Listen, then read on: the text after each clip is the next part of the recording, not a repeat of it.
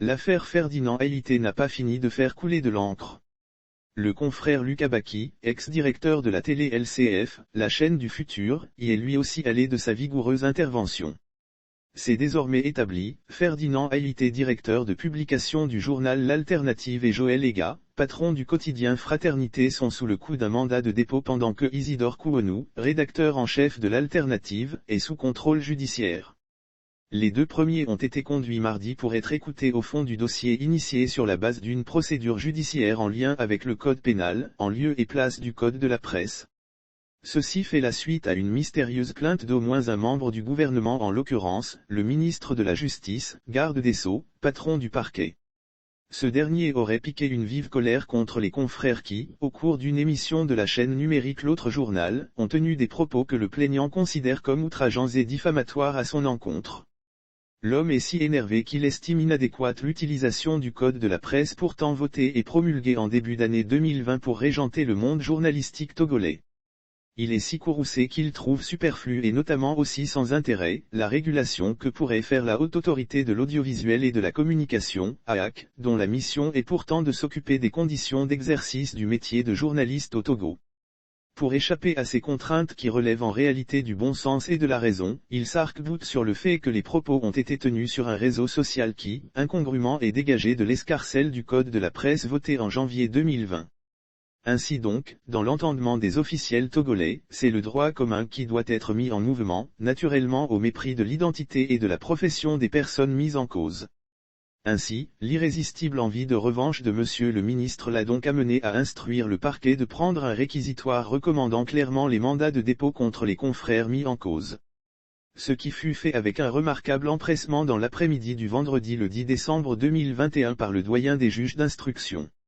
Ainsi donc, le garde des Sceaux en personne, ministre de la Justice dont la charge est de veiller à l'application rigoureuse des lois de la République, mais aussi à la préservation de la paix et de la cohésion sociale par un travail d'assainissement de la vie publique, outrepasse le code régulant la vie et le fonctionnement d'un secteur aussi vital dans la vie d'une république que celui des médias pour recourir à une arme plus ferme, plus dure et plus coercitive, l'enfermement qui prive ceux-ci de leur liberté de mouvement et d'action. Par voie de conséquence, leurs plumes sont tombées, leurs voix éteintes et le silence acquis, très probablement pour longtemps si rien de déterminant n'est fait. Mais ce faisant, l'État togolais entre en contradiction frontale avec les principes démocratiques élémentaires consacrés partout dans le monde. Voilà pourquoi l'emprisonnement des deux journalistes a créé un tollé général, sinon une vraie révolte au sein de l'opinion nationale et internationale. Reporter sans frontières a appelé à la libération immédiate des confrères arbitrairement détenus, il en est de même d'Amnesty International qui y voit une volonté de faire taire des voix dissidentes dans le pays, pendant que les organisations de la société civile, de la défense des droits de l'homme au plan national ont eu, par un communiqué conjoint, à s'indigner de l'avalanche des arrestations arbitraires qui s'abattent désormais sur le peuple togolais. Le cocktail est ainsi fait, tous les journaux sérieux dans le pays ainsi que des organisations de presse s'en sont saisis pour exprimer leur ras-le-bol face aux incessants harcèlements dont les journalistes font l'objet au Togo. Au-delà de tout ceci, la volonté de nuire à des citoyens pour leur opinion, qu'elle soit juste, erronée ou fausse, cause fondamentalement un problème de capacité de nos dirigeants à manager avec efficience leurs propres concitoyens dans le pays. Dans un premier temps, nos dirigeants ont un intérêt complet à comprendre que les lois à elles seules ne peuvent jamais permettre de réguler des individus dans un écosystème social. Pour que les citoyens parviennent à se soumettre volontairement à la loi, à se montrer disciplinés et dynamiques afin de servir décemment la cause commune, il faut bien que ceux qui ont la charge de leur lead en donnent l'exemple par leur conduite irréprochable, par leur leadership et leur disponibilité à servir la cause de tout le monde à la fois sans tricher ni brailler, sans se compromettre par des actes qui affaissent les valeurs humaines et démocratiques. En tout, ils doivent eux-mêmes, dans leur conduite des affaires de l'État, se positionner en modèle inspirant de sorte que rien que par leur service, et sans même que les citoyens n'aient connaissance des dispositions des lois en vigueur, les prennent en exemple et les imitent tout simplement. C'est cela qui gouverne le principe du vivre ensemble, autrement, dès lors que les dirigeants ont déjà le pouvoir de décision, de manipulation à leur guise de la loi, s'ils y ont recours pour se faire justice face à n'importe quelle situation, ils auront naturellement tort au sein de l'opinion, car l'on y percevra forcément de l'abus d'autorité. Ensuite, les dispositions même de l'actuel code de la presse comportent d'immenses aberrations qui indiquent clairement que dès le départ, le législateur avait bien l'intention de se montrer méchant à l'égard des journalistes.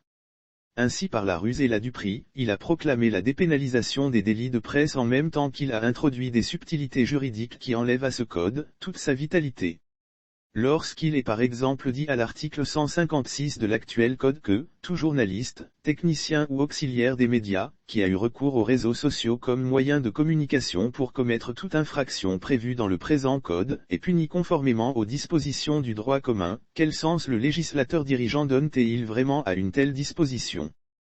À supposer donc que les propos présentement incriminés avaient été écrits dans les journaux respectifs des deux journalistes, il n'y aurait donc pas eu infraction ou recours au code pénal.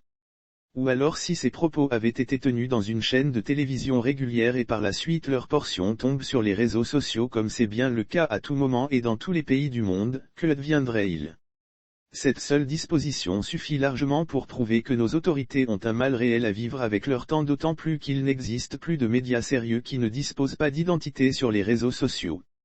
Au regard de tous ces éléments qui heurtent de front le bon sens propre à l'espèce humaine, l'on perçoit évidemment une volonté funeste du dirigeant de faire mal, de nuire à tout prix aux journalistes sur qui il a toujours naturellement porté un regard particulièrement méfiant et ce, depuis des années. Cette affirmation est si évidente qu'elle est élucidée et corroborée par les faits et gestes des dirigeants eux-mêmes. Voyons, en matière judiciaire, la détention est l'exception et la liberté reste la règle. Alors est-ce que c'est parce qu'un ministre s'est plaint d'avoir été diffamé que son sentiment à lui ou sa plainte à elle seule vaut un procès? Il est clair que non. Devrait rendre compte de sa noblesse et de sa grandeur d'âme.